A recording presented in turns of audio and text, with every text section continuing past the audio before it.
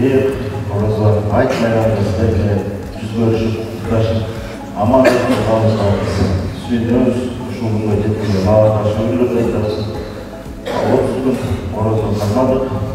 Алла Тааладан Кыргызстандын тынччылыгын, элибиздин топчулугун бейбитчилигин Кудайдан тиледик. Ар бирибиз ошол тилектерибизди Алла Таала жараткан кабыл кылабыз.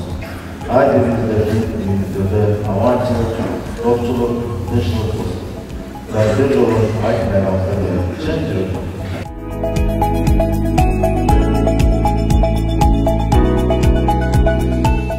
Assalamu alaikum wa rahmatullahi wa barakatuhu. Hurmatlı жалпы musulmanlar.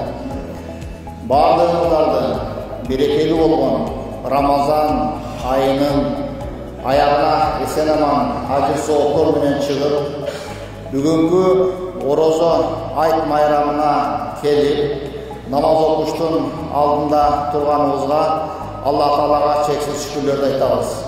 Барыңыздардың айтыңыздар марек болсын.